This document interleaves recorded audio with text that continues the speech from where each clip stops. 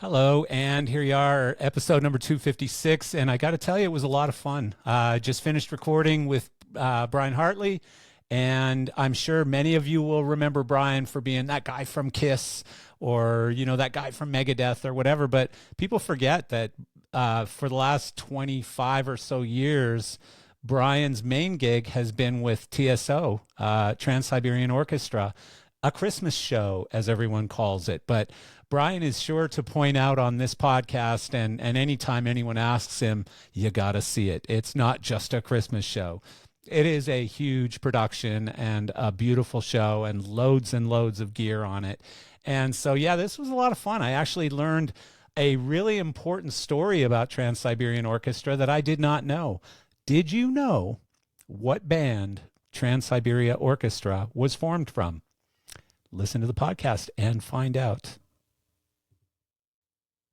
Hello, and thanks for joining me today on Geezers of Gear, episode number 256. Today's podcast is brought to you by ACT Entertainment. ACT are thrilled to bring you a rare special offer on some of the hottest wash fixtures on the market.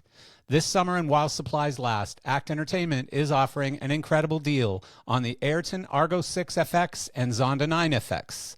The Zonda 9 FX has already established itself as an eye-catching must-have on rigs all over North America, and more recently, Argo 6 FX is rapidly establishing a new benchmark in IP65 rated fixture power and visual effects.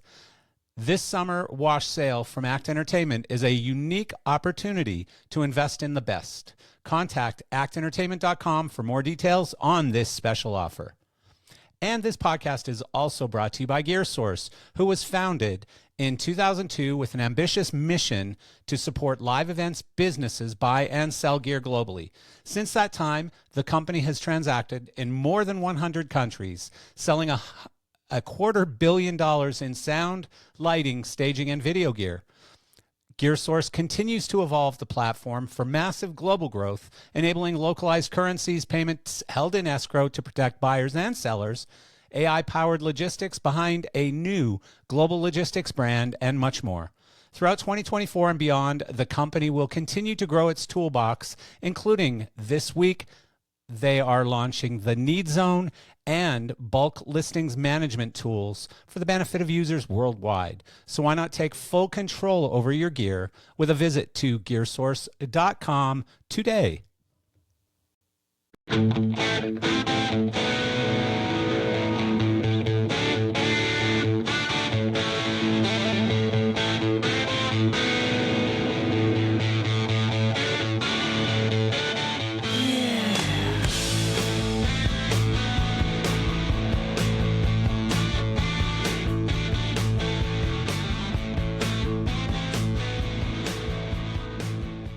Welcome back. And so before I get started today, I want to remind you to listen to the most recent podcasts, which are both really good. Scott DeVos, I think, is number 254, and a guy who's been in the business a long time. I think it was 50 years or 52 years, longer than most people. And then most recently, episode 255, which is Chris Lyle. Both Nashville residents, both great guys, both really great stories to tell. I suggest you listen to them. I like that you listen to all of our podcasts, but these are good ones. And so I've been hearing a lot more about acquisitions and mergers that are being discussed. Of course, many of these are sensitive. I can't talk about them. People can't talk about them. Oftentimes I will find out about things. People like to share their secrets with me, and I respect their request for confidentiality. So I don't really, even though I'm not contractually, bound by something that says I have to be quiet, I tend to protect those secrets for people and companies. But there appears to be a lot of M&A activity happening now. And I've felt for a long time, and I've mentioned this a lot on the podcast, I think people are hurting for cash right now. Companies are finding themselves in capital need. Banks are not lending, and investors are kind of sitting on their wallets. And so it's kind of a weird time. Manufacturers are seeing their inventory burgeoning and growing, and they're trying to cut deals with customers, and customers are not really buying as much right now as they were, which has obviously created a sort of perfect storm scenario for the used equipment industry. And so we're seeing a lot of activity in GearSource, and which is also one of the sponsors for today's podcast. And so anyways, yeah, a lot going on in M&A. I think I will be one of the early people to announce some of these deals in the next couple of weeks. And so stay tuned for that. Stadium shows continue to crisscross Europe and North America as well. I am probably going to visit one of those stadium shows in the next few weeks. In August, I'm up at my house in Canada, and in August, Metallica is doing Edmonton. And Edmonton is probably about a 4-hour drive from where I am right now. So it's kind of worth it to get up there and visit with Dan Brown and Rob Koenig, of course, and also to see the show. I've only seen video and pictures of it. It is, as far as stadium shows go, I think it's one of the benchmarks, one of the sort of baseline setters, because they did it without any rigging from above, because it was designed for stadiums. And these towers that they've created are pretty spectacular. So I look forward to seeing that in person, as much as maybe I'm not super looking forward to park at a stadium and walk 13 miles to get to seats that are, way too far away to see anything. But I think I'm going to go. And I'll let you know what I think, and maybe even share some pictures and thoughts and whatever. I'm sure it'll be great, though. The Olympics start tomorrow as I record this. I'm recording this Thursday, the 25th of July, and I believe the opening ceremony is tomorrow in Paris. And you've seen some of the bad guys acting up already and saying that, the West will pay and the infidels will pay and all of this. I, for one, and I'm sure the rest of the world is with me on this one, I'm hoping for a very safe and secure Olympic Games. I hope none of the athletes or spectators or anyone has any problem related to any kind of terrorist activities or violence. And at least that's what I hope. And I also hope for some pretty exciting Olympics. I think this is probably the first, let's call it normal Olympics. We had that one during COVID that was kind of wonky, and then we had one canceled. And so this is the first normal one, and I'm looking forward to, I'm sure Paris is going to do a great job. They're going to put on a great show. And, I know a lot of lighting people and sound people and technical and production people involved. I think it's going to be spectacular. So I'm looking forward to seeing some of it. Admittedly, I'm not a Summer Olympics fan. I'm a Winter Olympics fan. I like, remarkably, I like, skiing and hockey and even some of that border cross stuff. If you haven't seen border cross, it's kind of like NASCAR on snowboards. I mean, it's nutty. It's pretty fun to watch and a pretty fun race. But yeah, Summer Games doesn't do much for me. I will watch it just because, but just a lot of sports that I don't necessarily pay much attention to. What else do I have? So AI, one of the interesting things that I just read, which is funny because I've recently done a podcast with some folks related to Overdrive Energy Solutions, one of the founders, of course. And we talked a lot about how battery technology is replacing gas generators or fuel-based generators, I guess. And, that's his business. I'm very bought into that philosophy, even though I don't drive electric cars and think that, we need to get rid of oil anytime soon necessarily. But I think that it's a great solution, and I think there needs to be progress as it comes to energy solutions. But the funny thing is, so Elon Musk has created this thing called the Memphis Supercluster, which is basically a huge data center for AI with a power requirement that I believe, if I remember correctly, is 70 megawatts of power needed to run these, this AI data center.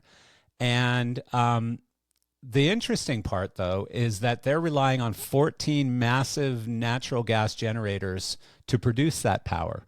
They're not using batteries. They're not using solar farms. They're using natural gas generators, 14 of them.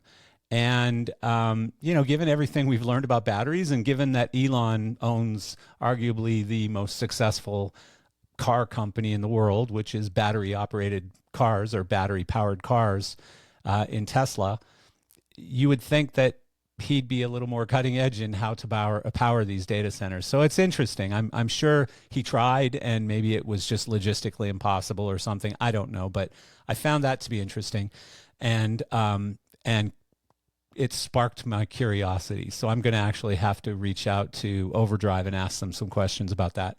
And also, just sort of as a fun thing, I found an AI app for creating passport photos online. So I know, like me, all of you probably are annoyed when you have to renew your passport and you're like, oh God, I got to go to Walmart and pay $20 for a photo and get my picture taken and stuff.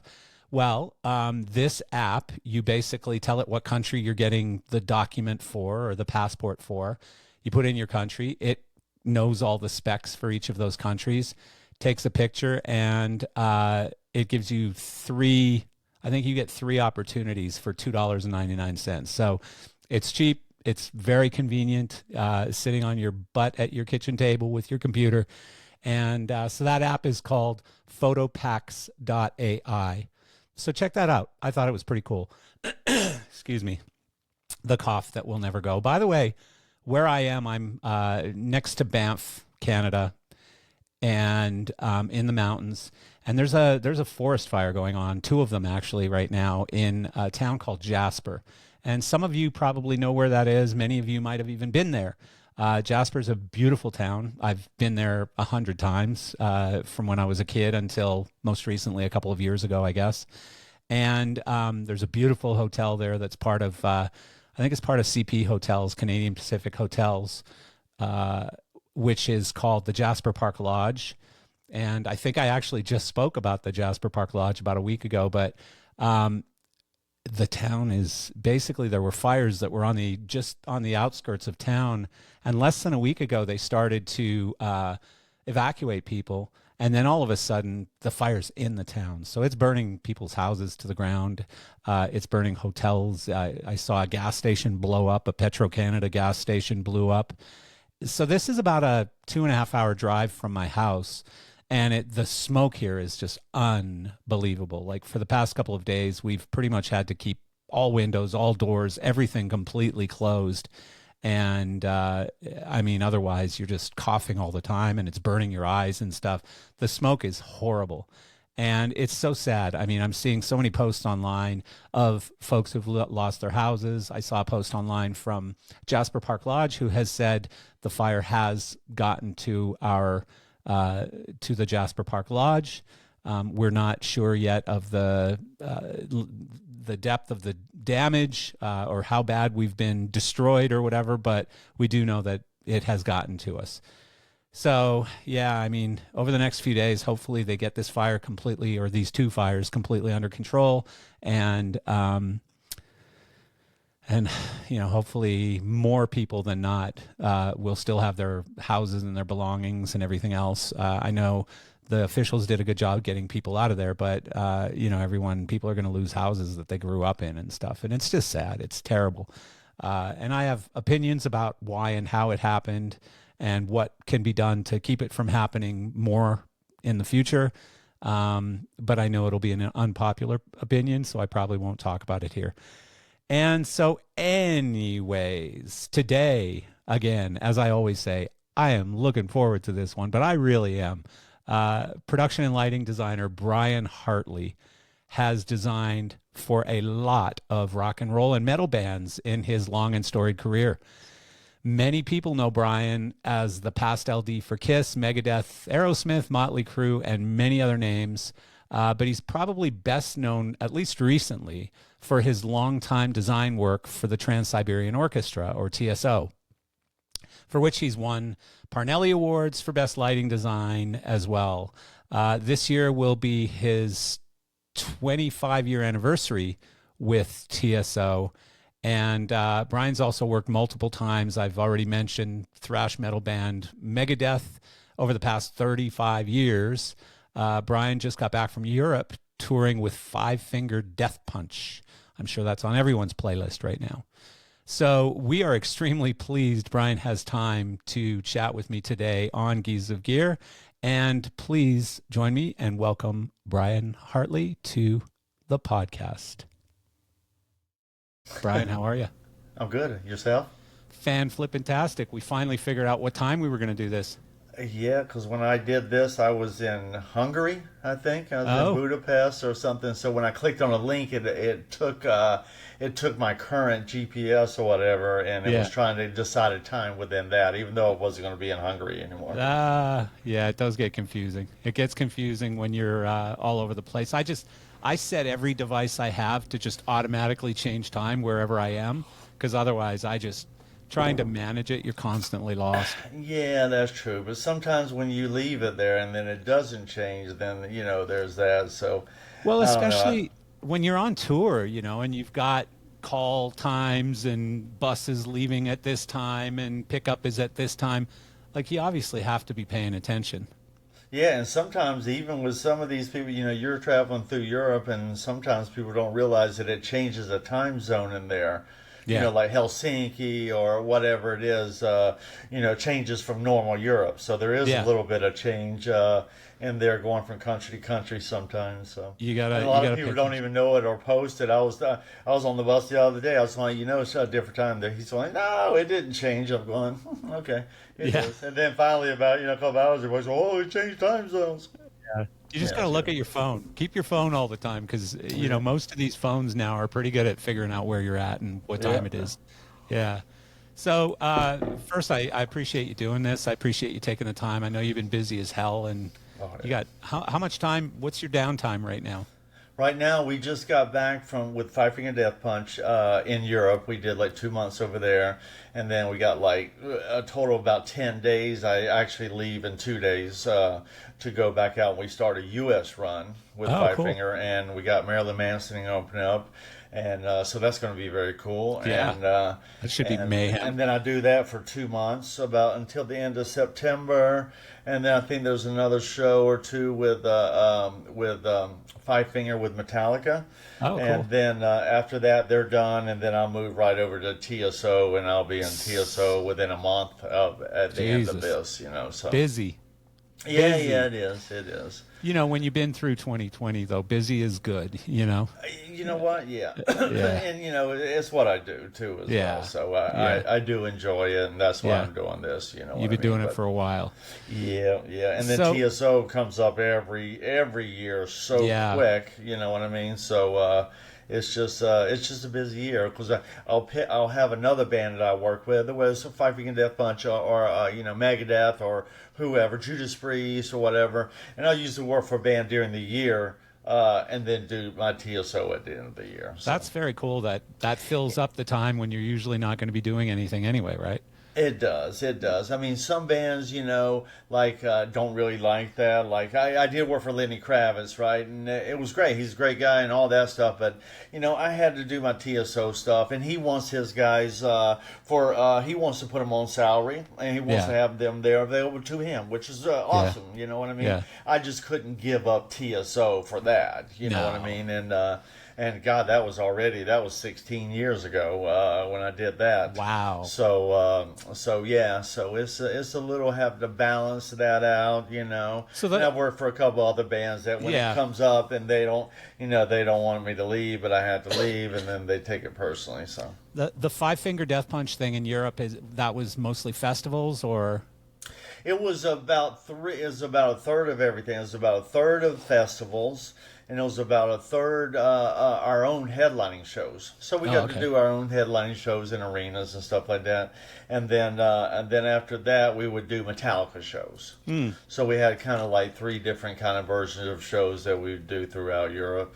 And that was great. So is metal?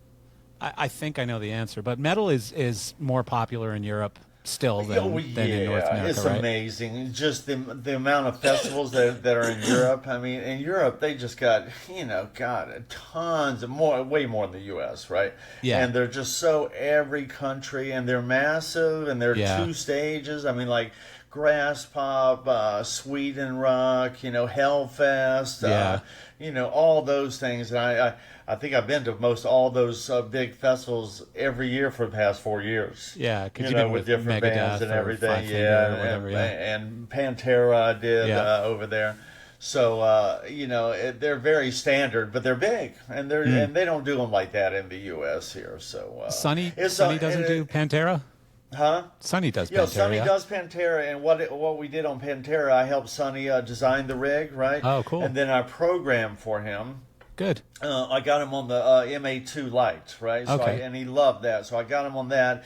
And then they were going to Europe, then he really needed a guy to help him. So I was going like, okay. He goes, well, can you come over there? I said, it's not really what I do, Yeah. I said, but you know what? Sonny's a dear friend of mine, and Yeah, I love he's such him a good to death, dude. right? So Yeah. I was going like, okay, I'll do that. He paid me good money. I went over there, and I was his front of house guy.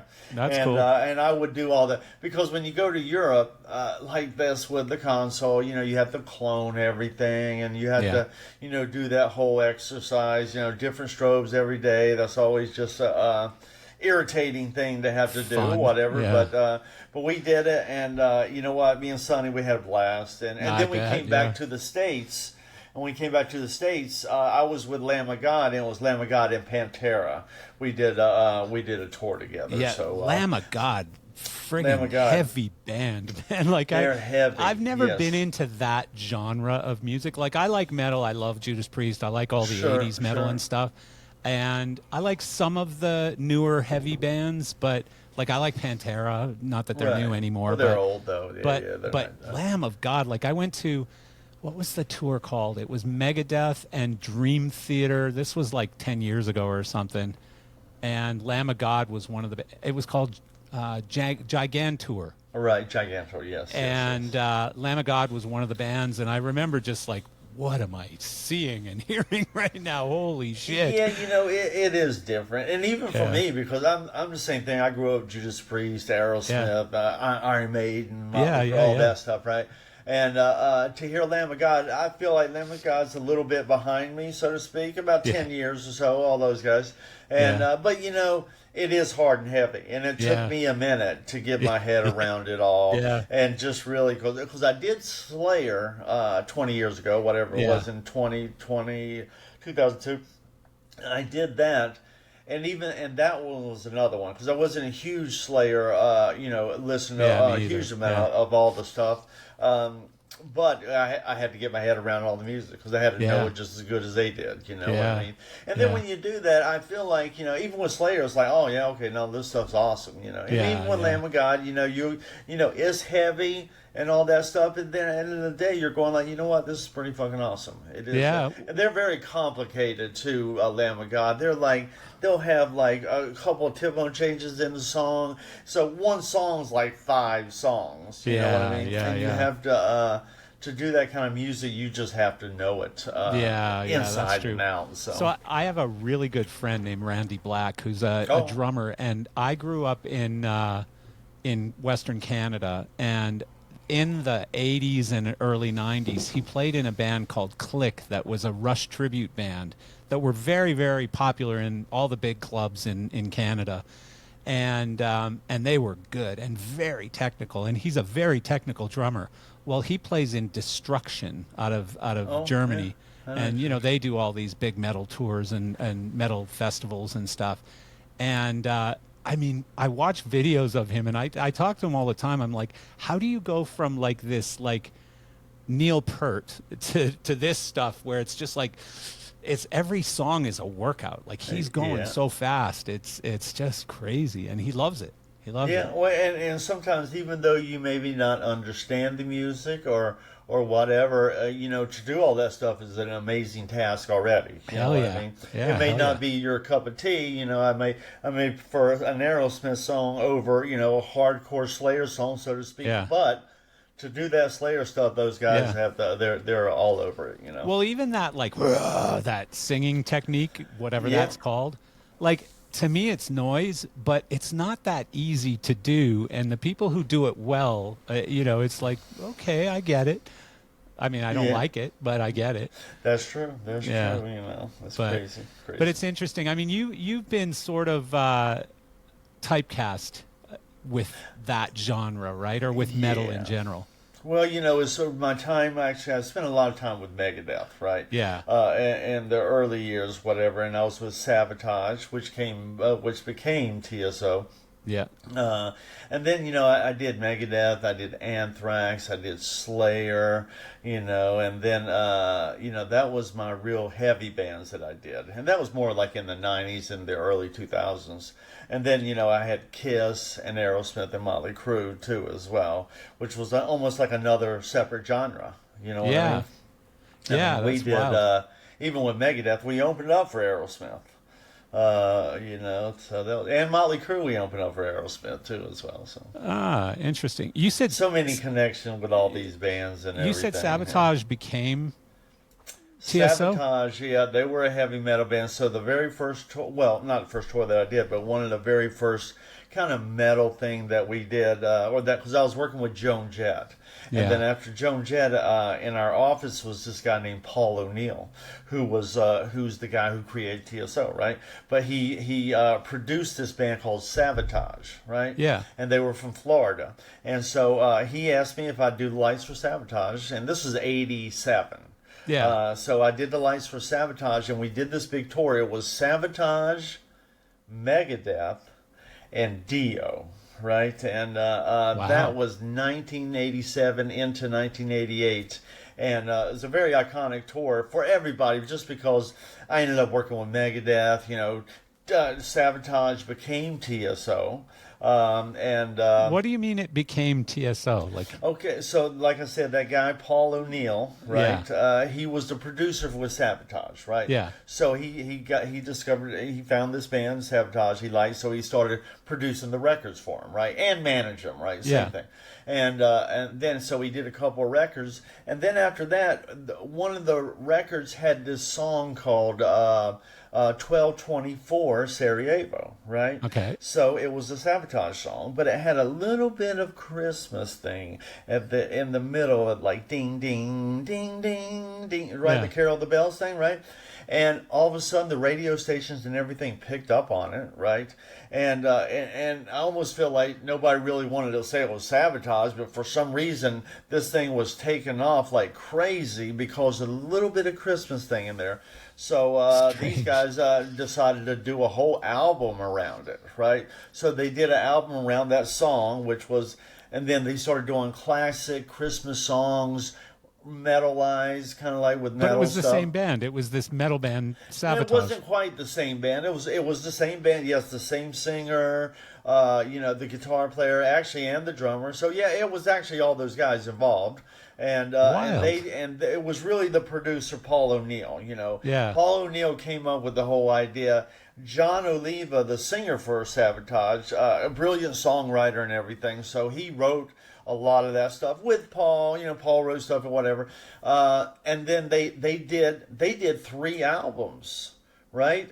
3 Christmas records, 2 Christmas records, and a regular record before they even toured at all. So this music was already there as the Trans-Siberian Orchestra, right? Oh, okay. And it was all Christmas based, so they decided to try to see what it would do on the road, right?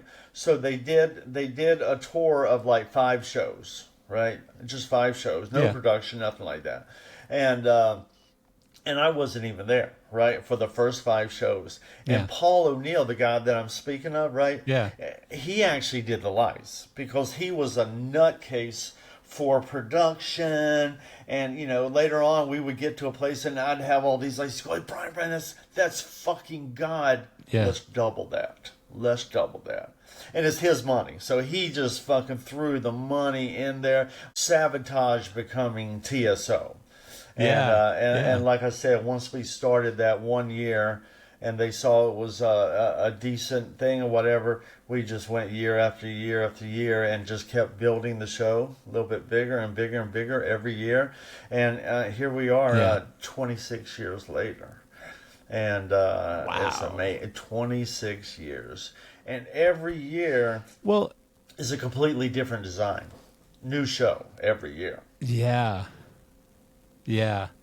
I mean, and I've seen it a couple times, and it really is a spectacular show. And I want to, well, actually, we'll go into it. You know, normally I like to kind of go in a chronological thing and start at the beginning of your career and talk about how you got started and stuff. We can. But let's just dive into this TSO stuff because it's a big deal. Yeah. And that's good. Well, first, I got a couple questions. One, was there a singer, Dino Jalusic? Was he with TSO for a while? He was. Recently? He's been there for about maybe 5 years or 6 years, I think. He didn't do last year. He's like one of my favorite rock singers. Amazing. That guy's unreal. And sometimes it depends on the song that they have him sing or whatever, right, to really show his talent. Because he had one year he was singing like an acoustic song, and man, he sounded just like Chris Cornell, right? It was amazing. Oh, wow. It one was of my favorite singers ever. Yeah, it was really a true just experience. He's got such a powerful voice. Yes. Have you ever seen the cover of? Have you ever seen the cover of Jefferson Starship that he did with Mike Portnoy and what's the guitar player's name? Dean. Was it Joel Hoekstra? Yeah, or Joel Holstra. Yeah. Jane, the song Jane. I mean, the way he sings that song, it's just like, you know, he's got so much power. He's a great singer. And then I was with Judas Priest a couple of years ago, and we had this band, the Dead Daisies. They were opening up, and then I think Glenn Hughes had to leave or something, and then Dino came in. So Dino came in, and he sang with them for about, I don't know, for last week or so of the tour and everything. So that was pretty cool. So well, Glenn Hughes ain't an easy guy to replace either. So, exactly, and they were badass. That guy blows me away, by the way, Glenn Hughes. Which one? Like, talk about a guy who in his 70s is still belting it out, you know? Oh, yes. He's still got a great voice. I mean, that was... we all noticed that too when he's other singers. Like, man, this guy just, he's still got that part of him. Good, because a lot of those singers you get to that age, they just can't do what they did before, which is, just normal. Brian, I was a singer. I was a singer in my teens in a rock band, and I can't sing any of the stuff that I did when I was younger. None of it. I mean, I have half the range that I did back then. But I mean, it's like any other muscle. You gotta keep it up. You gotta exercise, and I don't. And it's like Rob Halford. He's still, I feel like he's still got. Sounds amazing. He sounds amazing. So him, Steven Tyler, even Sammy Hagar doesn't sound bad for a guy who's 76 years old. No, he's damn good. He does not. Yeah, it impresses me, those guys, because then you see like the what's his name, Piercy from Rat, and he can't sing any of the songs. Right. I know. Like there's a bunch of those guys who just quit. Please, Vince Neil. Yeah, and I don't know. You don't want to talk about him because you've worked for him, but I've worked for them. But his voice ain't so good. It's kind of sad. Do these guys not care, or they just can't do it? I don't know. Some of them seem like they just can't do it anymore. Money is an alluring drug. Yeah, that's true. That's true. Money is an alluring drug. I guess they don't even mind embarrassing themselves or whatever. They don't care. Yeah. I don't know. Joe Elliott is another one that, I mean, his songs weren't that hard to sing for the most part, but since he stopped doing drugs and doing all the bad stuff and getting sleep at night and all that stuff, he seems to be as good now as he was 40 years ago, So who's another one like that? Another guy I worked for, he was like that. When I worked for him, this is probably good 6-7 years ago already, and he was 70 years old, and he did every song. He sounded just like he did and his name was Boz Scaggs. You know who he is? Wow. Yeah, of course I do. Yeah.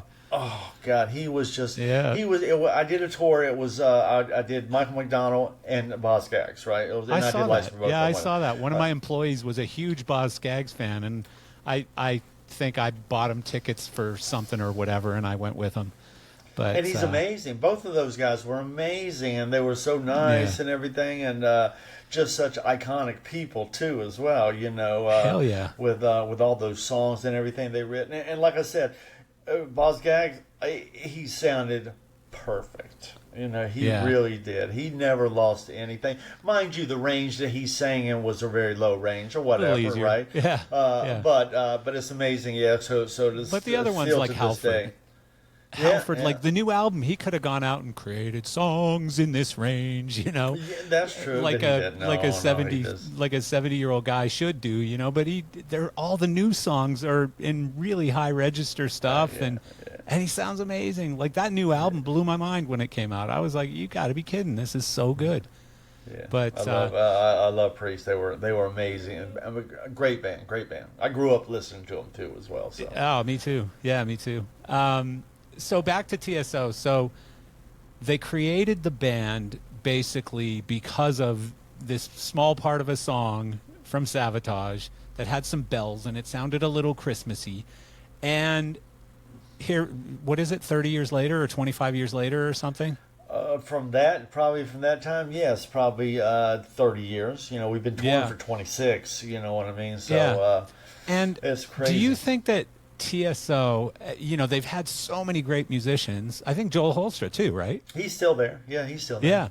Yeah. They've had so many great musicians through that, but is that just a brand now, like a brand, not a band? Well, sort of like Blue Man Group or yes something? Yes and no, right? In all reality, yes.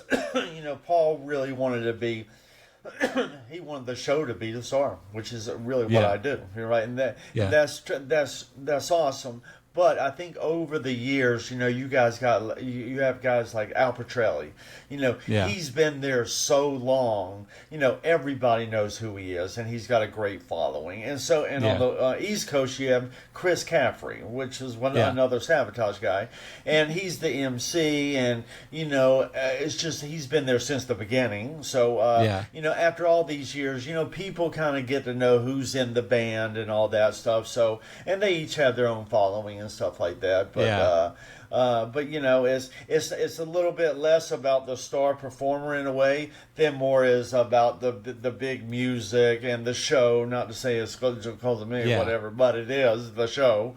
The musicians are amazing, and there's some amazing musicians we have, and some of we've had for 20 years. A lot of the people though we have are still there, so that's nice. Yeah, but it's like I was talking with Doc McGee on the podcast about KISS maybe being a band that continues as a brand where they just insert musicians like Menudo or Menuda. Right, Menudo. Yeah, sure. Yeah, and but I see TSO as one of those, like where TSO, it can go on for another 30, 40 years. Yes, exactly. Yeah, when we're just all keep inserting new musicians. KISS, I feel like is a little different because a lot of people, the whole brand has grown up knowing Gene Simmons and Paul Stanley and those characters and those people. I think once you put somebody else in there that's not them, you probably can continue on a bit. I think you have to build it with the younger generation because all the people that are KISS fans are all much older. So you have to kind of hit a different demographic and hopefully something clicks. But nothing's going to replace what really originally happened with KISS when I was a kid and I was growing up and they were out there and we were all going like, wow, what is this? Look at the album cover. Does that happen anymore? No. I don't think bands, people Taylor look at Swift. bands like that. Taylor Swift. Well, that's another phenomenon. That's amazing. I wish I was working for Taylor Swift. To be honest with you, that's an amazing gig. But those are once or twice in a generation kind of phenomenon. That's like a Michael Jackson. The word used. Exactly. Or Taylor Swift. Or KISS.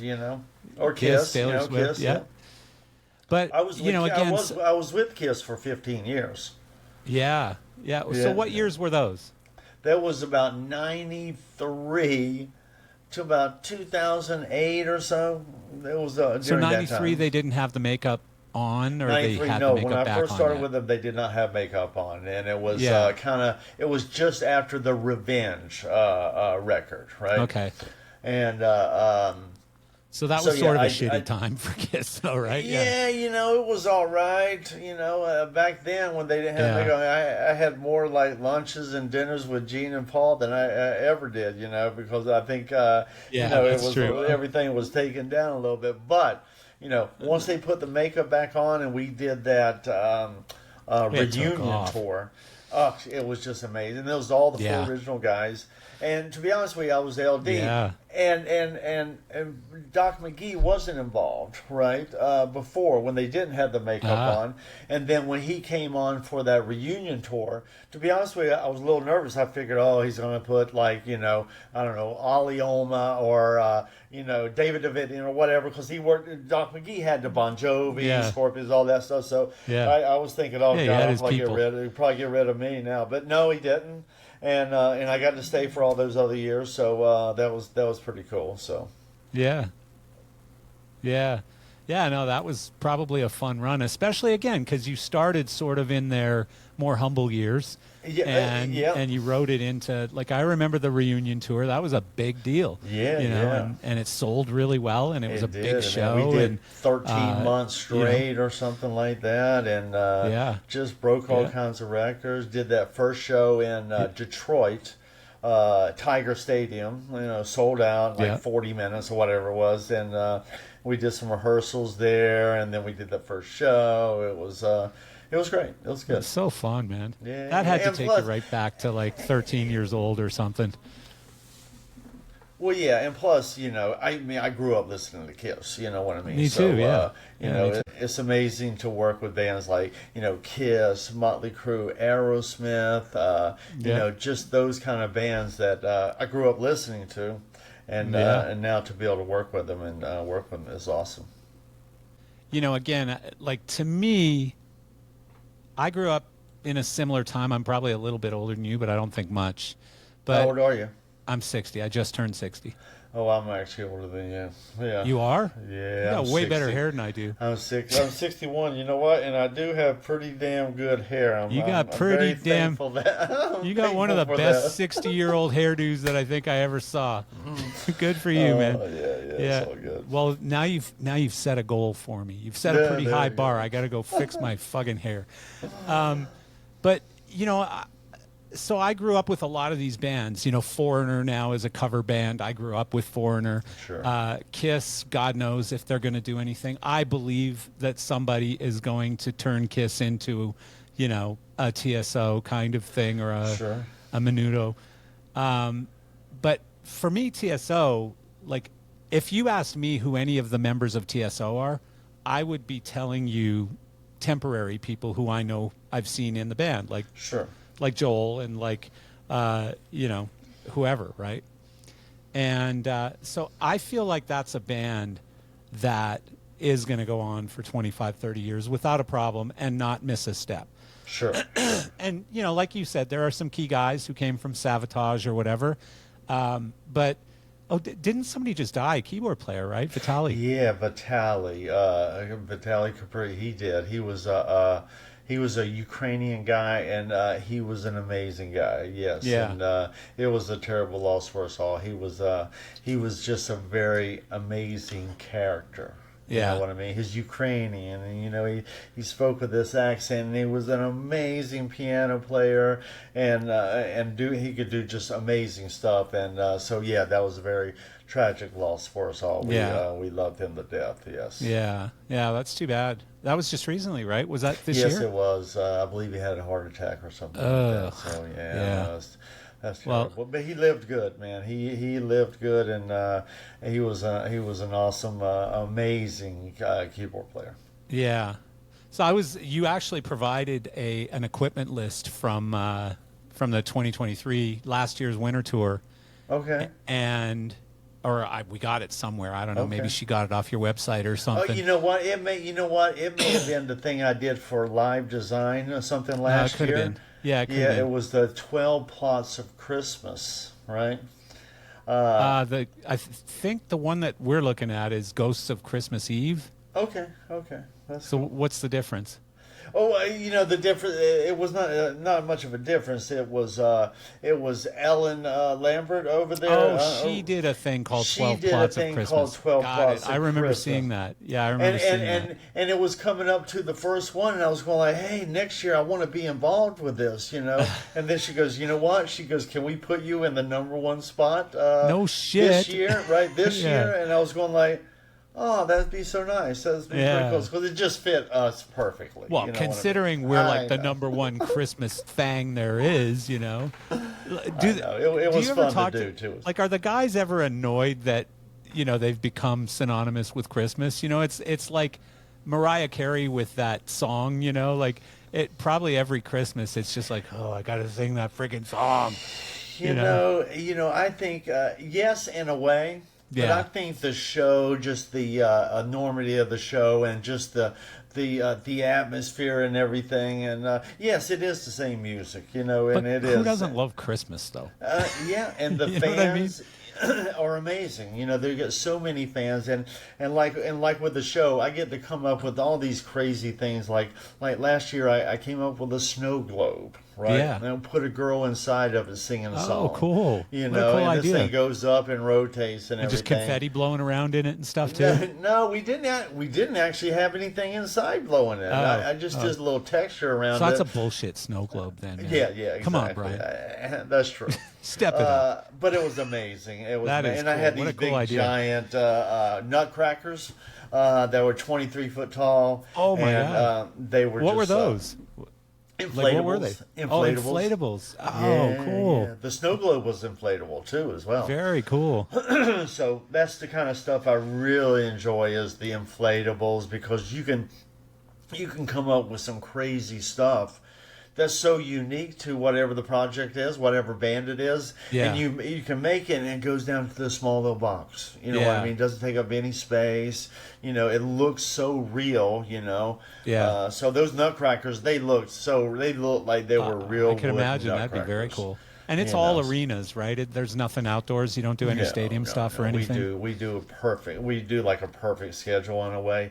But you know what we do? We do the same cities every single year. Okay, so we're going to Dayton, Ohio for 2 days. Pittsburgh for 2 days. Philadelphia for 2 days. It's 2 nights everywhere. Huh? Columbus. Oh no. Not 2 days, 2 shows. Yeah. I didn't mean to say days, but there's 2 shows in all those places. One day though. One day there's 2 shows, so we do a 3 o'clock show and an 8 o'clock show. Oh wow! Yes, and we so just to That's give pretty you a efficient. little idea of how we do this. So we just so there's 2 of them, right? Yeah. There's East Coast, West Coast, right? So just a little quick thing here. Wednesday night we do 1 show, right? Yeah.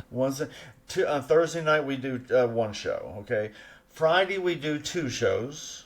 Right, Saturday we do 2 shows, and Sunday we do 2 shows. Okay, Jesus. So that's 8 shows from Wednesday to Saturday, right? Yeah. 8 shows with the other band. That's 16 shows. Jesus. Right? 16 shows in a 5-day period. And That they is all sell out. wild. They're all like 14, anywhere between 14 and 15,000 people at each one of Wow. these shows. That is so incredible. the enormity of it. I mean, the Stones, when they come to like Cleveland or whatever, we'll do 4 shows there in Cleveland, and that's 1, 2, 3, 4, and that's more than the Stones sell in all of Cleveland. Right? That's I know it's wild. not a really kind of perfect comparison, but we do. And also, every year for maybe the past 15 years, right? Every year we're in the top 10 ticket sellers. I of can't everybody. imagine you wouldn't be. Of everybody. Well, somebody's got to be tempted to do full-on residencies. Like you could have 8 shows in residencies in different parts of the country and just move those around. Could, and they've kind of thought about it, but I don't know if that's the right formula. Yeah. You know what I yeah. mean? I don't. Well, this because, seems to be working. Because the way they do it now is just really all, I mean, like I said, Ohio, just Ohio is Dayton, Columbus, Cleveland, Toledo, and that's just 5 cities right there. And there's another 5 cities in Pennsylvania. So is kind of a unique market. You know, they've tried to come to Vegas, and they really don't sell anything in Vegas. Yeah. Nobody's interested. So do you go out and direct one of them, and somebody else directs the other coast? Is that how it works? I design it as one, right, and then I'll program it as one. So they're just duplicates. They're exact duplicates. Exactly duplicates. Yeah.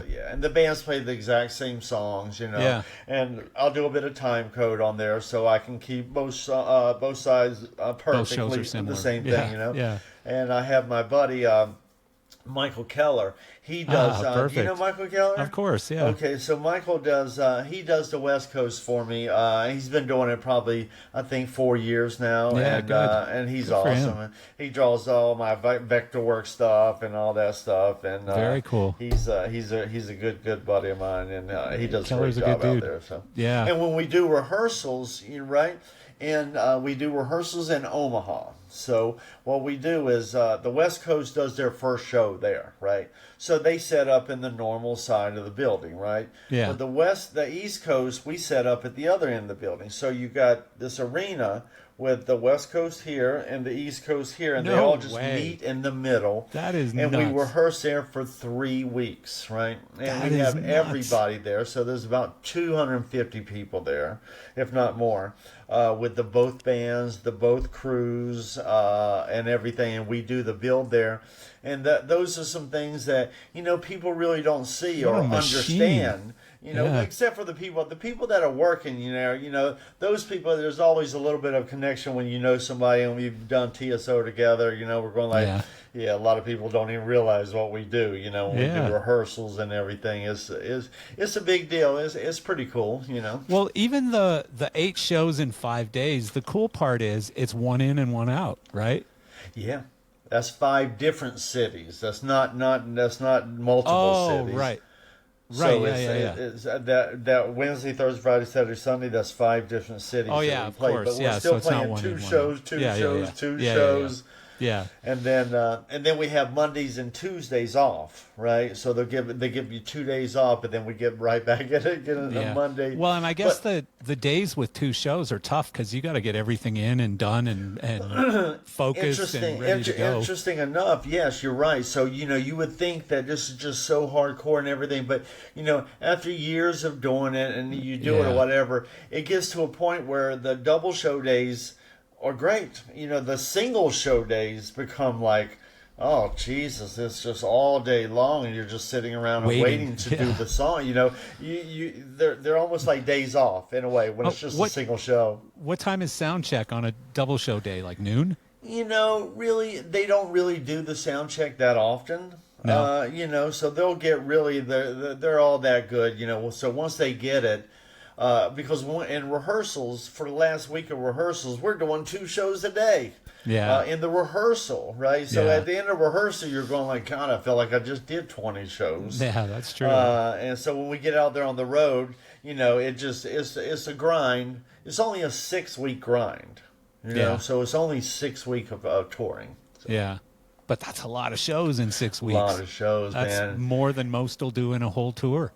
Oh, yeah. And when you get down to that last single show day, the guy, our guy Chris, I usually say, he goes, well, this is our last day off because these single shows are like days off after doing so many double shows. You know what I mean? So, do you guys have like a crew Christmas party or something since it's a Christmas show? Well, what we do? Well, they provide Thanksgiving for us, right? Oh, so we'll have a day off for Thanksgiving, and they'll provide a whole dinner for us and stuff like that. And the same with Christmas. And Christmas, we do dinners for Christmas. Our guy Elliot Saltzman. I don't know if you ever know that name or whatever. He's an icon.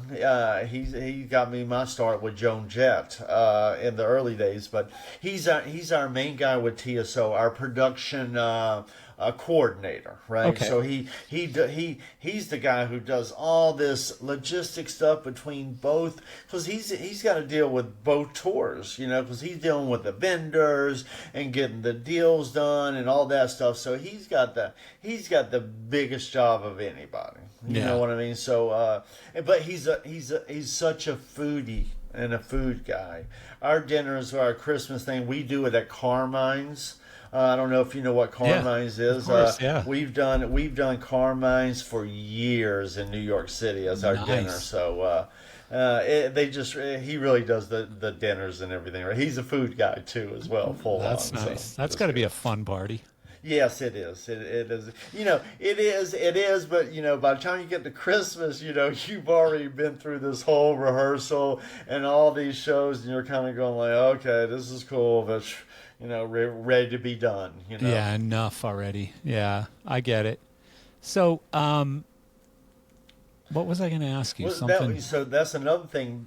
Not bad about TSO is like we have a bit of a turnover rate on our crew and stuff like that because a lot of people have kids. And when you'll do TSO Christmas for like 2 years, okay, 3 years, okay, that's great. And they're going like, I can't do it this year. I just can't. I got my kids. My wife's going to leave me, or whatever it is, because I've been gone every Christmas for the past 3 or 4 Christmases.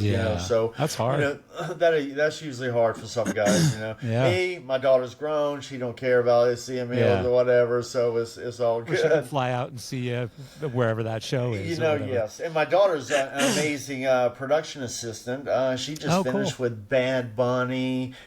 Carol G, New Kids on the Block, Pink, wow. Cool. all this shit, so I know nothing about touring, just so you know, when it comes to her. She knows well, it all, so. Why would she go into that business? What a fluke. Freak Yeah, accident. she's good. I'm very proud of her. That's very cool. Good for you. So does TSO own gear? Like, do they own any of their own stuff, or do they just rent every year? We just rent every year, and what I've done, I've taken a page out of some other people's books where I bought some stuff. I saw them renting this stuff, the blacks. I was like, well, hey, you know what? You're renting it for, $10. You know what? I'm going to buy it and I'm going to rent it to you for $5. Yeah. And then I do that. So I bought a bunch of stuff. So I own like the blacks that go across the back of the arena because we do it at blacks that make it look really nice. That's smart. That, and I own my lighting console. I've owned my lighting consoles for years. Yeah. That and media servers. I've got into that. That makes sense. And that's cool. I bought stuff that I use. You know what I mean? That I actively like, and my lighting consoles. I use that, so I can always get that on the tour because it's just part of my whole thing. So not quite as much as like Eric.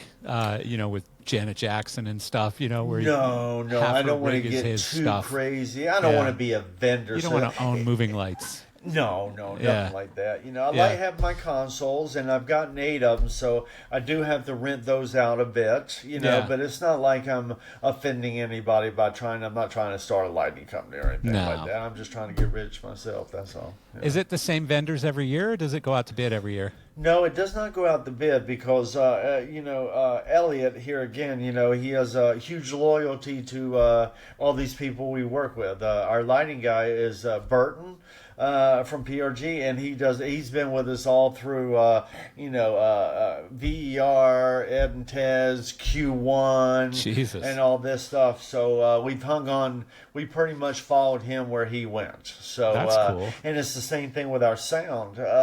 Is Todd Johnson. He's been there since the very beginning. Wow. And he's done an amazing. And he's the client. He's the sound rep. Right, he's not the sound guy, but he's the sound rep, and he's been here since the beginning. And he's always come to the table and gave him a good deal, and they have no other reason to. I love that kind of loyalty. I love that kind of loyalty to keep the same vendors every year. It makes it easy too when you're doing that many shows that quickly in that tight of a period of time. Yes, exactly. And it's and we use SGPS. They're a big part of our whole equation. Yeah. So for me, it's SGPS. Oh, Jesus. Really? Just because we needed to make things harder. There you go. I'm here. Let me turn this thing off so you won't. It's all good. But yeah, having the vendors every year is a good thing too as well, because you really just need that bit of working together, and they know everybody knows each other and all that stuff. So that's good. Do you have to force yourself to not get lazy? In other words, like, oh, let's just do the same thing we did last year, kinda, Well, I mean, sometimes it kind of works out like that just because of just the default. But every year, man, I've got to do a brand new show. You know, and that's pretty fucking awesome. You know, that is fun, a lot of people don't get that. You know, usually like KISS, you know, you go out, you design a tour, you know, it goes on the road for, 2 years or something like that. And then after that, they take a year off, whatever. So there's only like one design every 4 years or whatever with those types of bands. Here, in 4 years, I'm doing 4 completely brand new designs. Yeah. The music stays the same, right? Yeah. With a couple of changes or whatever, but basically the music is the same, and I just do a different show. So that's amazing. With KISS, I think every time they do a final tour, they change the design. Yeah. You know, every 3 or 4 years when it's their final tour, they change the design. And I did the farewell tour, and that was in 2001, I believe it was. Oh my God! And they did another 22 years or whatever. Yeah, exactly. But to all reality, when we did that farewell tour, that was the last time was the 4 original guys. So after that, then the Ace guy left, and then Peter or whatever. Yeah. And then they carried on for another 20 years. But the farewell tour was with the 4 original guys. Yeah. And I thought that was pretty cool. Even though I was still with them after that when they did when they had Tommy and Eric Singer, which are great. Because when I started with KISS, Eric Singer was in the band when they didn't have the makeup back then. Right. Yeah. Oh, that's cool, man. And so I think TSO, they do some charity stuff too, right? Oh God, that's another thing. You know, like I told you, we could talk for hours on TSO because after 26 years, there's a lot to talk about, and that's one thing. For the entire time that we've been around, right? Every show they give $1 from each ticket. So if we play an arena and say there's 15,000 people there at the afternoon show and 12,000 for the other, that's 27,000 people, right? So they'll give $27,000 to a local charity. And they invite the people up on stage and they give them a check for 28 grand or whatever, or if they're just doing it by the show, it's 12,000 or 13,000 to a low. So they've given away, oh God, I don't even know what the count is, about like $15 million or something like that, after all these years, because it's at least 1 million tickets a year. Are these like kids charities or like, or is it just random? It's all different ones, it's different kinds. Sometimes there's I think they've done some animal charities too as well, and a lot of kids stuff, and a lot of stuff that's locally in the region that we're playing. You know what I mean? So they'll try to help out the best way they can. And that was from Paul O'Neill too as well. And they still do that to this day. $1 from each ticket goes to a local charity. Is he the one that passed away recently, like a few years ago? He passed away 2017. Right, yeah. I thought so. Yes, he did, and he was an amazing. Like I said, smart business dude. He was. But I tell you, if he wasn't the producer or the songwriter and all that stuff, you know what he would have been doing? He would have been doing the lights, because he loved the fucking. He loved the lights and the production and all that stuff. And I'm glad he called me when he put this whole thing together, because, like I said, I worked for Sabotage, right? And a couple other his bands, and then when this TSO thing come up, he felt like I was the perfect guy for it, So that's awesome.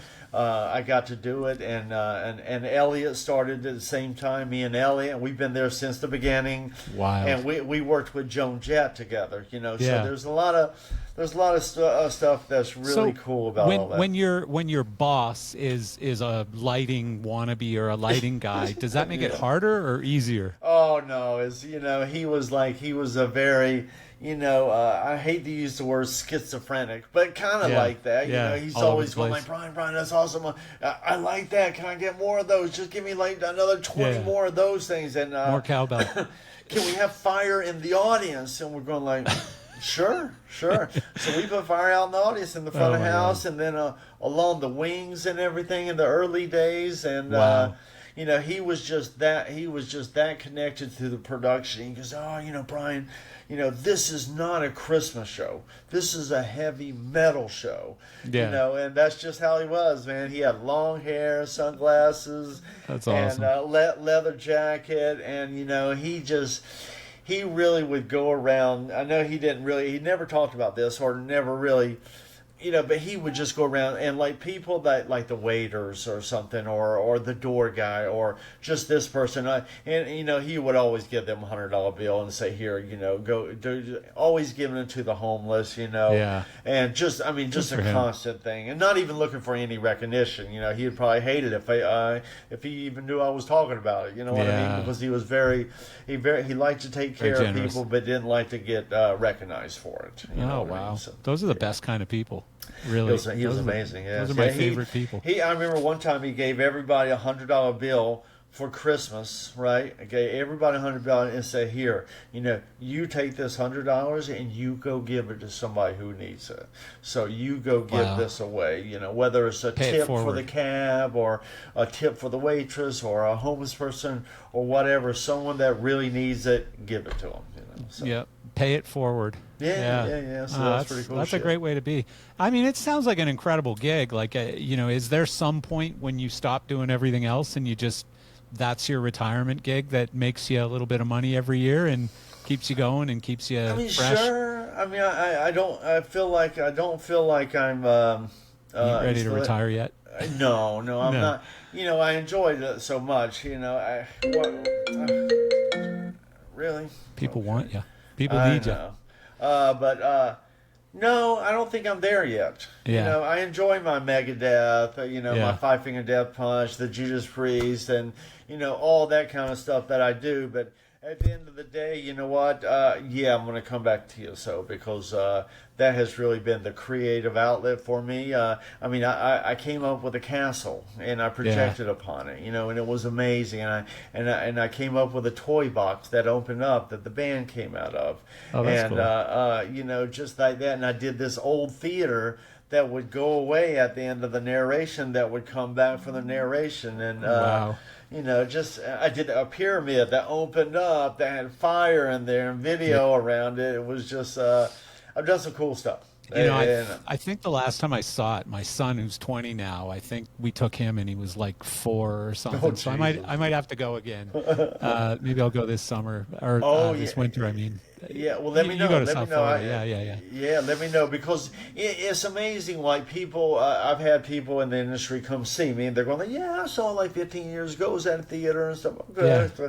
I said, come check this out. And then they were going like, "Oh." I had no idea it was like this. We got 20 trucks with the stuff on each tour. Big rock and roll show. When we do those rehearsals, we'll have 40 trucks in the parking lot. That's insane.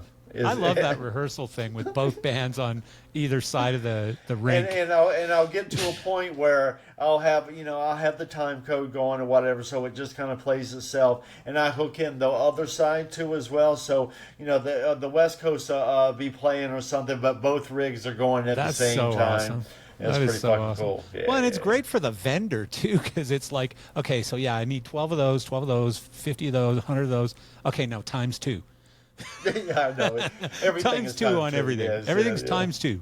Yeah, that is awesome. That's the so big cool. joke too. Is I want this times 2. Bryan, I kind of went backwards here, but how'd you get started and when? You know what? I got started when I was in high school. I played in a band, right? And I had a band. I put together the lights, the sound. My parents got me a truck, and I had a car. And then we had a band, and then we went out and toured, between my 10th and 11th grade, between 11th and 12th grade, right? Okay. Back then, you only had to be 18 to get in bars, right? So we could play. So 17, you could kind of get away with it out there. So we went and played all these bars through the lower eastern United States, Georgia, South Carolina, Mississippi. Where are you from?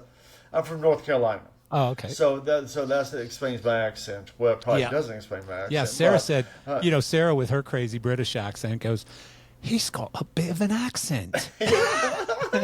And I'm like, oh, I really? do, and it's very southern. You know, some people think, "Are you from England?" I was going, "No, I'm not. I'm from North Carolina." Yeah, you know? yeah. But that was cool stuff. And then I had the band. And then when got out of high school and my band broke up, right, whatever, there was another local band called Nantucket, and they needed a lighting guy that maybe owned some lights. And I happened to go, I own my little light show here. So I got a truck. So they hired me, and I did that. I didn't use the truck. But I did use the lights, and then I did that for maybe a year with those guys, and they were just playing clubs in North Carolina. They're a North Carolina band or whatever. And then when that was done, a buddy of mine, a guitar tech that I worked with, went to work for Joan Jett, and then he hooked me up with Elliot. And then, so that's how I started with Joan Jett. And then after that, I just got rid of the lights that I had or whatever. And then when I you just became... When you started with Joan Jett, what was that? Were you on the crew, or were you the lighting guy? I was the lighting guy. I was an LD, right? They needed a lighting guy. They were playing kind of like bars and stuff, and a little smaller That's stuff, a nice whatever. #2 gig, though. Yeah, exactly, right? Yeah. So I did that, and with Joan Jett, a little bit with her. So since I wasn't I wasn't really too much of an established lighting guy. I was just doing those couple bands.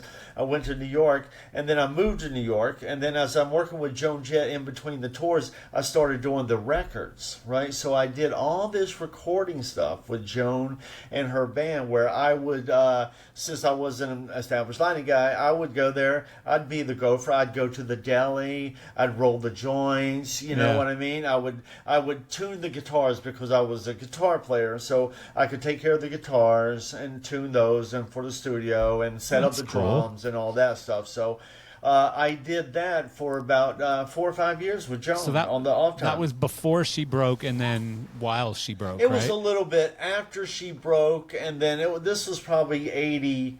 This was 84.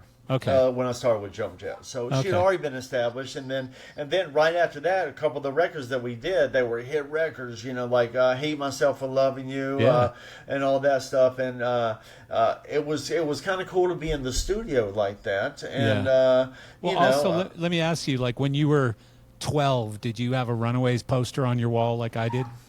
I liked the Runaways. I had KISS posters. I had KISS. I had KISS too, but Runaways were girls. But I also had what I had was Farrah Fawcett. I had Farrah Fawcett. I had that on there, and Farrah was my girl too. Yeah. And I think I might have had what's her name, the ditzy one from Three's Company, Suzanne Summers. Oh, right. I think I had her, the Runaways, and Farrah Fawcett might have been sort of my three go-tos. Cool.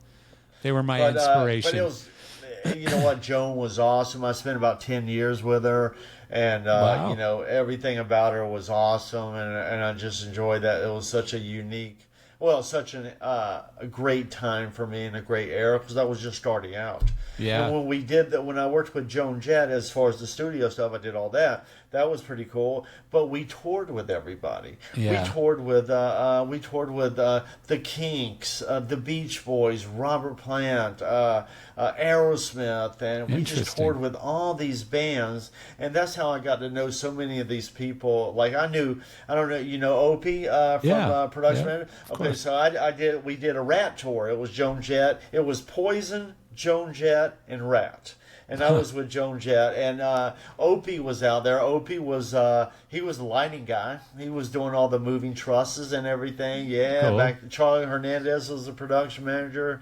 Phil Ely was the lighting guy. Yeah, and that was probably 85. That's like an all-star crew right there. I know, right? It's crazy stuff, and I still know, Opie to this day. It's always good to see Opie, because just having that such a long time friendship is pretty cool. So. Yeah, that is very cool. So Joan Jett, that was basically a big part of the early years of your career. So you weren't doing other stuff as well as Joan, but I did. I actually, a little bit. I did the Joan thing. I started doing the records, right? And then whatever. And then as I started working with Joan Jett, there was one time where they were playing the Beacon Theater. Okay, so it was a big deal, right? Yeah. So I was going like, okay. So they kind of came to me. They're going like, listen, we're going to bring in this other guy to do the lights for these 2 shows, right? So, and me, I'm not an established guy, so I couldn't take it too hard. But the guy came in and, he taught me how to call spotlights. He taught me how to draw. And this guy's name was John Broderick. Do you know who JB is? Of course I know John. I love John. One of my favorite people. It was it was him that came in there, and I was going like, okay, I'll take it there and learn something from it, Yeah. And I did, and he was awesome. Like I said, he taught me how to call spotlights. He taught me how to draw, and back then, drawing wasn't on the computer. Drawing was with a pencil and a stencil, and he told me the right chair to get, the right drafting board and everything. He really set me up. Wow. And he took the time, man, and he really took time with me. So that was awesome. And that I was value that so much. Pre-Metallica? Oh yeah, that was 85. So he hadn't worked with Metallica yet. And I remember I became friends with him back then, and then just like a couple years later, it was probably only 2 years later, he called me and he's like, "Hey man, I'm fucking heavy metal now. So really, I'm doing Metallica." And I was like, okay, that's pretty cool, Yeah, because he did Madonna and some of that stuff early on, right? Yeah, he's a badass dude. I love JD. Have you talked to him recently? I saw him about 10 years ago. That was about it. And he came to TSO to visit with my Joan Jett people and TSO people. And he came, I think that was 2014. It was about 10 years ago. And it was great to see him. He sat out there with me in front of the house. And it was like I try to reach out to him every 6 months or so. And, that's we great. talk quite often. And for a long time, for a couple of years, like I think it started right after he split with Metallica. His, I believe it's his wife's dad passed away, and he had this massive art collection, and JB took over the art collection. Like just basically, he kind of started curating this collection and helping to, figure out what to do with it. And some of it went off to galleries or museums or whatever. Cool.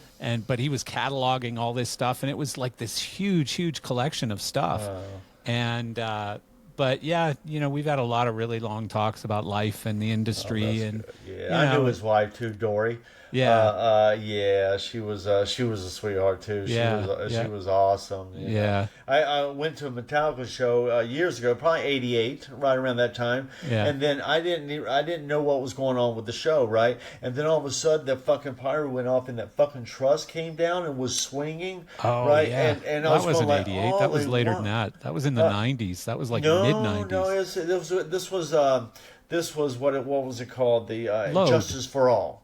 And this was Injustice for All. Oh, this was before that, Yeah, this is right when JB got there. And it was made because there was a piece of truss that came down and that was swinging, and it totally caught me off guard. And I remember his wife was there. I was going, holy shit. She's like, no, it's part of the show. It's a set. I was going, I didn't know that they had done that earlier, because I remember on, I don't know, I think it was Load, and when they faked an accident. Sure. And everybody freaked out. They did it with the pyro guy.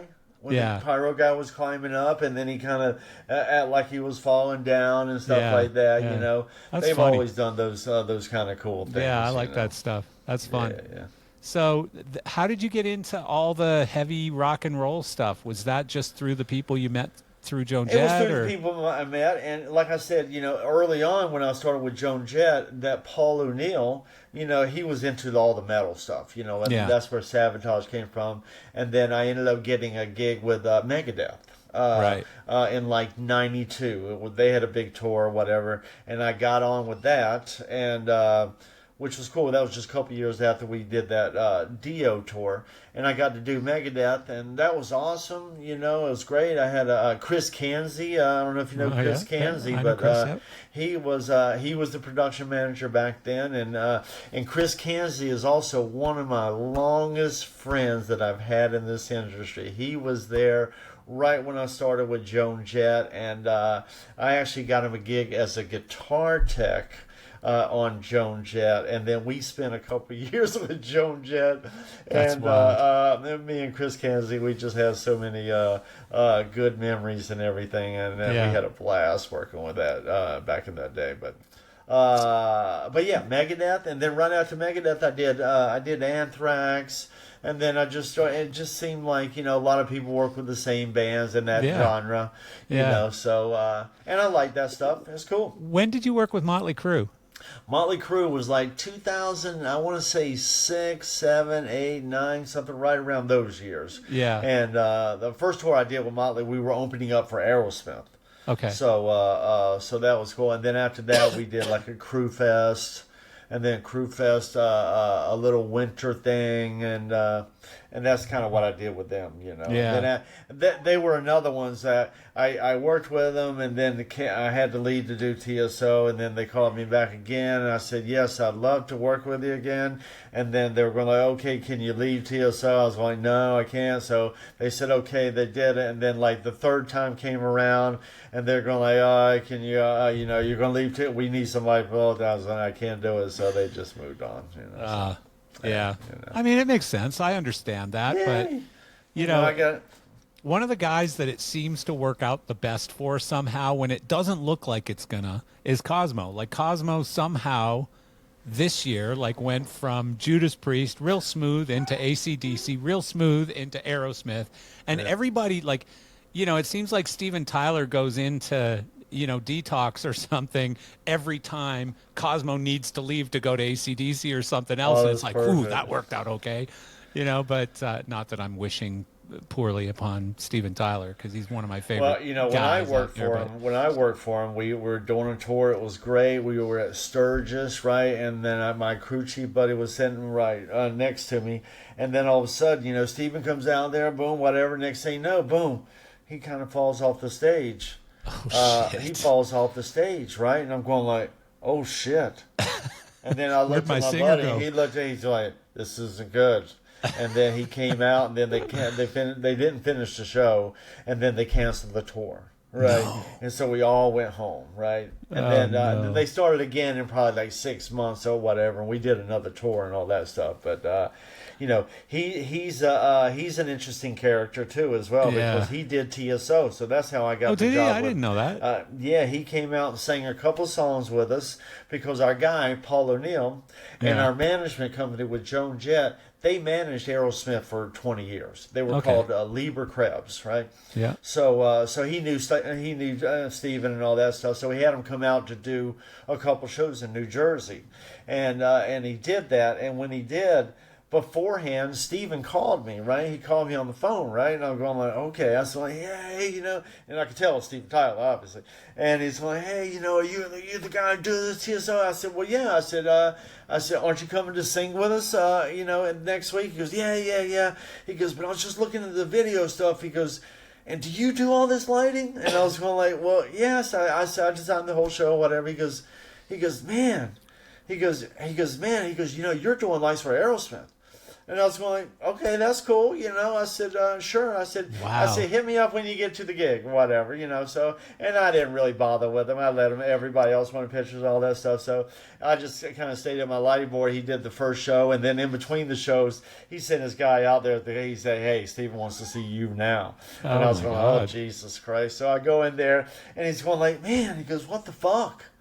He goes, what the fuck? I said, why? I said, you okay? He goes, that's amazing shit. He goes, that is amazing. He goes, you need to work for Aerosmith. I said, well, I've done a million tours with you already. I said, I did Joan Jett and Aerosmith. I did Megadeth and Aerosmith, and because they fired Megadeth on that tour, right? And I did Mötley Crüe, did another Joan Jett thing, whatever. And so he goes, well, you're fucking doing lights for Aerosmith. And I did it for like 3 years. It was cool. Interesting. Yeah. Yeah. I mean, it's a good resume builder.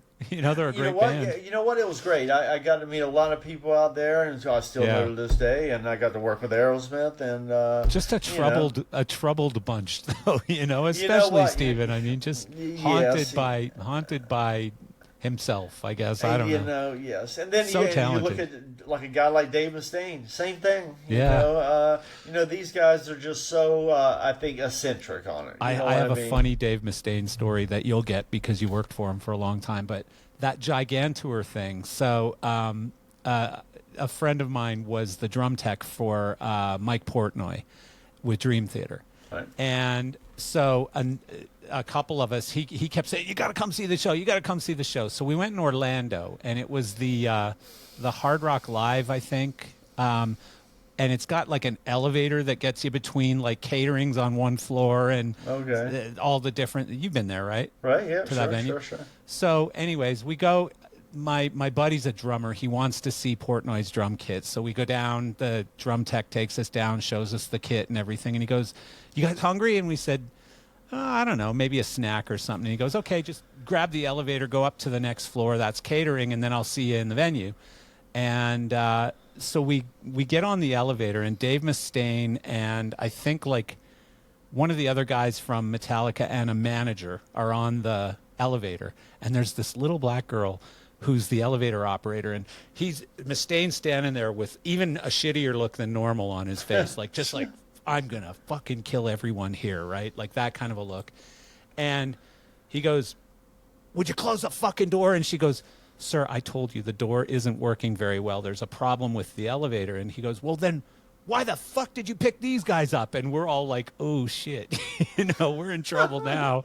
And the door finally gets closed, and it like gets halfway to the next floor and the door opens like about 8 inches. And, you got a step that's like about a foot. Like the elevator didn't go all the way and it didn't open all the way. And we're like peeling ourselves through the door because he's just ripping on this girl. "Why the fuck do you just, rah, rah, rah, rah. I told you not to stop the elevator. I told you not to pick these guys up." And I mean, we were so uncomfortable, but it was such a Spinal Tap moment, Oh, yeah. He's got fun. a lot of those. I love Dave to death, but he's a character sometimes, for He's sure. got some pent-up anger. I mean, I guess you would, But, hey, what I always say, like, listen, if Dave was a nice guy, or he is a nice guy, whatever, but if he just didn't have that whole personality, he wouldn't have wrote the songs that he wrote. Yeah, there's that's some just great part songs of him. out there that come from deep anger. You know what? I mean, just stuff like Holy Wars, Sweaty Bullets, Angry Again, all that stuff is just, for me, I feel like it's just brilliant songwriting. I love that music. And he's not even, I don't even think he makes an effort. I mean, he makes an effort, but it's effortless. That's what I mean. Yeah. It's just, I've met him 3 times. My ex-wife worked for Geffen Records, for EMI. She was a record person. And so I went to a lot of shows, either from my industry or from her industry. And so I met him a few times, and it just seemed like every time I met him, he was really mad. He just, no smile, just very abrupt, very like, what? Yeah. He's not always like that. I'm sure I know him pretty well too. As well, I'm sure I still value him as a friend of mine. Yeah. So he's super talented. He's like you said. I mean, some of the I can always listen to Megadeth, whereas sometimes Metallica gets on my nerves a little bit. I mean, Megadeth I can always listen to. And I just did Megadeth just this past April, right? Oh, did you? This year in South America, and oh man, I tell you what, it's just and Dave knows this too as well. Is I just enjoy running lights to that music. I really do. I got a big history with Megadeth, and my daughter is kind of a product of Megadeth because on the Countdown to Extinction tour, right?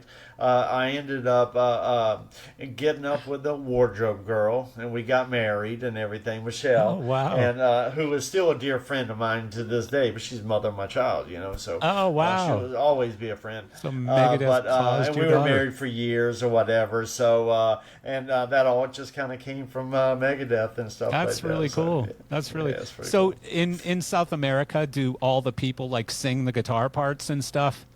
Like the crowds? Fuck yeah, they do. Isn't that crazy? They sing all the stuff. They sing guitar parts too. They know as all well. the little nuances to the songs and stuff. Like, it's crazy. We did, with Megadeth, we went down there. We did, they did 17,000 people one show in Mexico City. Wow. And they did 3 shows in Argentina, 2 shows in Colombia. Wow. And they just did amazing numbers, and it was a pleasure to go down there and do that. And that's really cool. Nothing really special per se, but I had a big light show, so it was it was lights and it was a backdrop. So I didn't have any video, no lasers, nothing like that. It was What a just concept. only lights and a backdrop. Is there a lot of video on TSO? Yeah, I have a lot of video on TSO. Yeah. I mean, video, you almost got to have it these days. You know what I mean? I have a love-hate. I have a love-hate relationship with video screens. I like it because I took on video when I was younger because I could control it. So I was going, let me have the video screen. Then I could put what I want on there, and I could do kind of effects, and I could do it in with the lights and everything. Yeah. So that's how I've always approached my show. I really feel like you get the best bang in your buck from video. You know, that's really even with Megadeth, was when I was with Megadeth previously, we had video, and Dave threw in some money to give some amazing content. I mean, some of the best looking content I've ever seen. So really, and it goes right with the music, and also got Megadeth to do time code. I mean, they don't do any tracks at all, right? But they do time code, and they play to a click, you know, and some sound effects or whatever, but you know, no tracks or nothing like that. But he implemented the time code for me, so I can keep these videos on sync, and they're perfect because they were very, very intense and precise videos, right? So it had to be that way. And you know what? Dave embraced it and everything, and now they still do the time code for the video and the lights, and for the lights, there's no That's video, cool. but yeah, it makes a difference. When you're designing a show, like what's your process? Well, usually, like you know, I'll go back and look at the previous show. Okay. You know, with TSO, whether you did it or not. No. What they did before, just like Five Finger Death Punch. Okay, for that one, for example, you know, I didn't know what that. I've toured with them when I was with Megadeth, but I didn't know what their inner workings are and all that stuff. So you have to kind of go in there and kind of get an idea of what they've done before. You know, what gauge are they at? How many trucks are they in? You know, I can't just design a show. I need a little bit of a gauge on, like, you know, okay, you know, you got 5 trucks, or you got 10 trucks, or you got 12 trucks, whatever, you know. Something like that, so I could design a show. So that's usually where I'll start, like that. And then, but like with TSO, it's about the story, you know, because they do a story, right? So it's the story that we've been doing for the past couple of years is about a girl who's goes into this theater, right? And an abandoned theater for Christmas or whatever. So that's why I built the theater. Right? Mm-hmm. And then years ago, we did this other story. It was called The Christmas Addict, right? There was a record to it and all this. And what it was a little girl in front of a toy box with the toy box halfway open and some light coming out of it, right? Mm-hmm. Yeah. So I built a toy box. Yeah. And that was just, it was awesome. And this year I have a big inflatable. I don't want to say what it is, but I think most people they'll figure it out. But it's just big giant inflatable that I'm going to project on. Yeah. And it's going to be so intense. It's going to be awesome. That's cool. Yeah. I'm gonna come out and see it this year. Yeah, you got to check it out this year. It's all this projection mapping that I'm doing. That's really just going to be. It's just going to be mind blowing. And you know, I still have all the lights, the pyro, the lasers, and all that stuff. But for me, it's about telling this story. And this story I can tell with my projection mapping. You know, because there's certain things that I'll pick up on, like, okay, the guy has a person in the hospital, so I'll do a hospital while they're talking about it, because he does those narrations and everything. So I'll set up scenes to match the narration on the projection mapping, and that's how I do it. And that's cool. I just do. But your actual process, like when you sit down to design a show, you know, what are you using? Is it still hand drawn at all, or is everything in Vectorworks, or how do you do it? No, I've never been a hand drawer. I wish I could. That's a great talent. You know, I've seen some guys who could just draw like that, and it was like, oh my God, you know. Me, I do it on the computer. So, you know, I'll do it in Cinema 4D. Okay. You know, a lot of times I'll do Cinema 4D. I'll put together a design, and then I'll animate it a little bit. I'll have a camera come around the front, and I'll have video on the video walls. My movies that I do are you know, pretty spectacular. I mean, they're pretty amazing. What do you mean your movies that you do? See, I'll make a movie like TSO, for instance. like this year. So I made a movie that shows the camera going over here, showing what the stage looks like, the video content's going, the lights are moving around, and all the cameras moving, the trusses are moving, and all that stuff. And I'll put a song on there or whatever, so it kind of goes along with it. And that's how I present it. And some of my movies so it's like that a presentation. I've done, huh? It's a presentation for the band presentation or whoever's that I making do, the design. and I'll draw it first in like Vectorworks, and then I'll move it over to Cinema 4D, and then I'll do that, and then I'll animate it with Cinema 4D, and then I'll end up taking Final Cut Pro and then editing like a 2-minute video, of what the design looks like at different angles and stuff like that. And that's then, cool. There you go. That's how I do that. And then, after that, we evaluate if I need to change stuff. We change stuff. I don't really go back and do another movie, because the movie is about a month process of doing this, because I got to think of it first. And then I got to build it. And then once I build it and all that stuff, then I got to animate it. And then I got to edit it to a video. And then I put a song on there and all that stuff. So, do you ever go back and look at the video and go, yeah, this ended up pretty damn close? Oh, yeah. Well, yeah, all my stuff. Our production manager for TSO West Coast, Jeff Pagusky, right? Yeah. So I'll always do these renderings and everything. And then when we sitting there, midway through rehearsal, we're looking at it. He's going like, man, he goes, fucking looks exactly like the drawing. That's cool. So that's always I love renderings that work out exactly, where it's like, whoa, I mean, is that real or is that the render? Can send you know what? I'll send you a little link of something to a couple of my that'd be movies. Cool. You can look at it and check it out. That'd be cool. That'd be really cool. I feel like sometimes people don't even realize what I do with these movies and everything. I mean, some of these things are just amazing, and I think nowadays you could probably do it a little bit easier, so to speak, but some of those movies I did, that took a lot of time and a lot of effort in there. Well, easier isn't always better, and especially with AI coming on board now, as hard as it is right now. I mean, there was a good ad, the Chauvet Cup. Look at him with the Chauvet Cup. I'm going to meet Jean today. He's going to show me some stuff. Oh, really? So when I went to get a cup of coffee, I looked in the cover. I saw this. I was going like, oh, okay. Let me give him a little selfless advertising. There you go. There. Yeah. Considering they won't sponsor my effing podcast.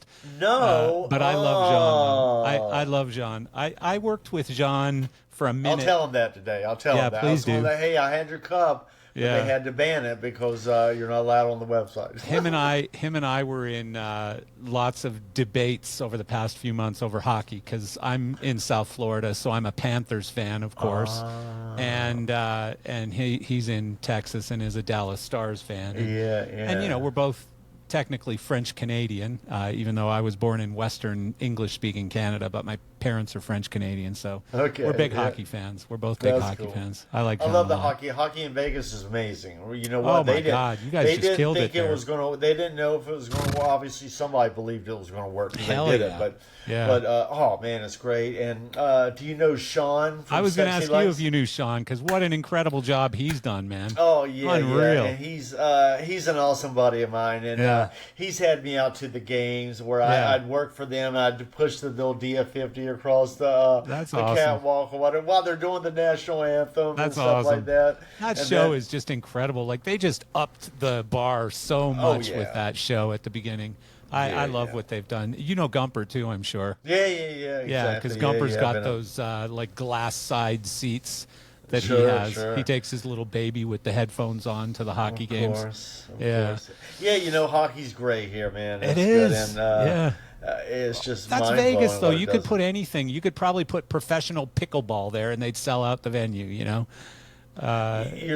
true. That's true. Yeah. And it's amazing because they built that arena, and the arena's always fucking full. And then there's an arena across the street at the MGM Grand, and then there's the Mandalay Bay over there. Yeah. And you know what? They just have a million shows in all of them. There's not. I wonder how baseball. Don't you guys have a baseball team coming, right? That's like the going to Angels? be on the other corner that I just mentioned. Those three corners, and then that's going to be on the other corner. I wonder how baseball will do, because nobody really likes baseball. That's true. Yeah, I don't either. And I can't. I think a lot would depend on When is hockey? I mean, when is baseball? Is that a summer sport or a winter? Or I don't even know the answer to that. I should, but I don't. I think it starts in like April is like spring training, March or April. Oh, right. And then it goes all the way through into like November or something. Okay, all right. I guess the trick would be if they do that arena or that stadium, is it going to be covered?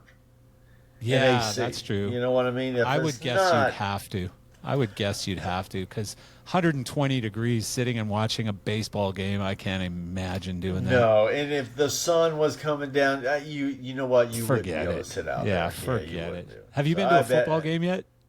I have. I did one of the games. A buddy of mine took me, and it was great. We sat right there on the end zone, and that's such a cool building. Yeah, it's great. Oh, and I did over there. I did the Pro Bowl, the halftime for the Pro Bowl. So it was a Pro Bowl, but it was still the stadium. It's still like a little halftime thing where I had to go out there and have my lighting console. I got the program, whatever. I got the program during the day, standing on the NFL logo. Awesome. Right? Well, they had it roped off, said nobody can stand on this, nobody can stand on this. And then when I was going like, okay, I need to put my light board, the guy was going like, okay, I'm the only guy who can tell you this. You can stand in there. Yeah, but take your shoes off. Console. Yeah, I know, right? And I was going, are you sure, man? He goes, yep. He goes, I'm the guy. And they put me inside there on top of the logo. I was going like, oh, this is brilliant. That's so cool. Yeah, that's cool. That's a picture that you want to keep. And I got that. Yeah, you got a lot of good pictures on the wall behind you, I see. Yeah. Velvet Revolver, did you do that? I certainly did. That was a great band, a really good band. And then that's all my shit there. Oh, damn. Look at you. Yeah, my ex-wife got all that stuff in the divorce, but it was all hers. So. Oh, okay. Yeah, what are you going to do? I'm taking that. I want your Janet Jackson platinum record. Yeah. Well, Brian, I appreciate you doing this. I know it was a pain in the ass getting on and all of that stuff. And no, I mean, I'm all good. I apologize for that. But, no, it's all good. Technology. Yeah, exactly. And do you see my my nifty little microphone there? I do. Why is that colorful like that? What kind of mic is that? I had to do a podcast or something like that, and I went and bought this one, and that was the only thing I could find. And then when I did the podcast, I can't even remember who it was, but they were going like, "Oh, dude, the fucking microphone is amazing," So maybe cool. It was with Chris, because Chris does a podcast. Chris Kansi, I did do a podcast. He did do a podcast. I don't know if he still does. He does. Yeah. And I did that. I don't. It wasn't Chris though. It was another. Maybe one it was the Chauvet thing. That's where you got the cup. Maybe they interviewed you. No, it wasn't Chauvet. I can't remember who it was. Well, none of the other ones matter, anyways, Brian. Don't worry about it. That's true. Exactly. Forget all those other fucking podcasts. Wannabes. Bunch of wannabes. But hey, man, I appreciate it. I appreciate you, man.